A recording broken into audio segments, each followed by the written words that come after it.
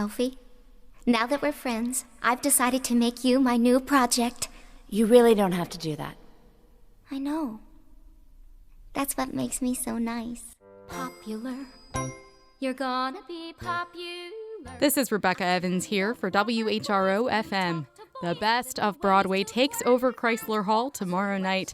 Virginia Arts Festival presents superstar Kristin Chenoweth alongside acclaimed music director Rob Fisher and our very own Virginia Symphony Orchestra.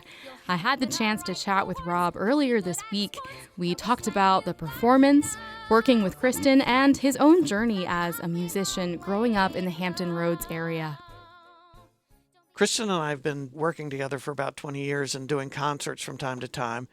And we've done some concerts where she's mixed up classical with Broadway because she trained as a classical soprano. But this one, everything is Broadway related in one way or another. When she was it was either I think it was Miss Oklahoma.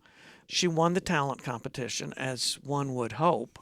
And she sang Art is Calling to Me, a Victor Herbert operetta piece. So she has not sung that since, so we're going to do it. The first thing she sings is going to be her very beginning back in Oklahoma in the pageant.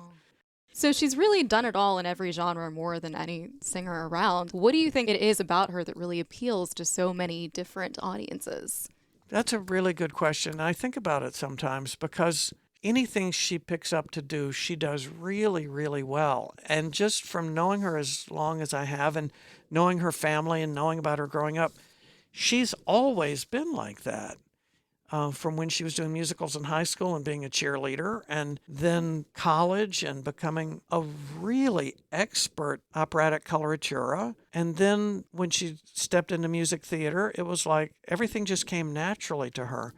Her choice of characters and things has always been people can identify. She has a way of showing you what the basic humanity is in the people she portrays, and people just latch on to that. I know that was true in Wicked, because she's not necessarily your buddy, but when Kristin plays her, you want her to be your buddy. Yeah, there's a vulnerability there, definitely. Yeah. There are bridges you cross, you didn't know you crossed until you crossed. And if that joy, that thrill. That's a good philosophy. Why are you telling me? Why are you telling me? Why are you telling me? Is she as goofy as she is on screen and on stage? There is no off switch, basically. Right. So what's your creative process like? Well, it becomes quicker and quicker and more in shorthand because we know each other so well. Early on, to prepare for these kinds of concert evenings, we would do a lot of in-person rehearsing, but we know each other so well now. A lot of this is she sings to me a little iPhone message and messages me, and then I send her back a little piano like, do you like this key? We prepared ourselves, and we trust each other, and we jump off the cliff holding hands. What's the rehearsal process been like with the symphony? I only see them Thursday and Friday, but that's a good amount of time. And Friday we have Kristin with us. For a big finale, and I think I'll keep a couple of surprises in here, but it involves a choir of students from the governor's school, which is going to be super exciting. When I told Kristin they were going to be there, she said, I'm crying already. So, as someone who's from this area originally, what's it like to come back and see our arts community change over time, with the symphony and the arts festival really blossoming? I mean, what's funny about your question is change over time. There wasn't really an arts community. The symphony has always been a presence, and that's been kind of a centerpiece. I think the governor's school has made a huge difference. And then the arts festival. Coming back, I'm super proud because of the arts festival. And our Friday night concert will be the kickoff for 6 weeks of amazing performances. So without these organizations here, when you were growing up, what inspired you to start making music? I was always making music from when I was in elementary school at Bayview.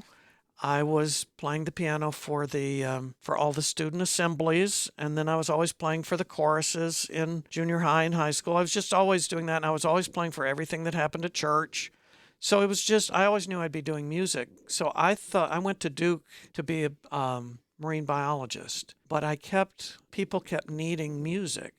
So there was a need for me to do what I do, and that has continued. Yeah. So I've never worked a marine biological day in my life. Oh, yeah. I mentioned earlier I might tell you about some of the orchestral things because they're all Broadway related. We're doing an orchestral selections from Funny Girl. Kristin's not done Funny Girl, but she's a funny girl. We're doing Slaughter on 10th Avenue from On Your Toes. And Cuban Overture, although it's not written for Broadway, I used some of it in American in Paris, so it's Broadway to me. And then the craziest one of all, just because it makes me smile, is the flying theme from E.T., because at a Tony Awards, Kristin came as E.T. She came on stage as E.T. So I thought the piece we play right before she enters the stage, if it's the flying theme from E.T., it'll make me laugh, it'll make her laugh. That's fitting. Yeah, that sounds like a lot of fun. Well, I'm really looking forward to it. Thanks so much for coming in. Thanks for having me. It's great to be home. Tomorrow night, Kristin Chenoweth, Rob Fisher, and the Virginia Symphony Orchestra, 8 p.m. at Chrysler Hall. It's an evening that you won't want to miss. Tickets and details at vafest.org. I hope to see you there. This is Rebecca Evans here for WHRO FM.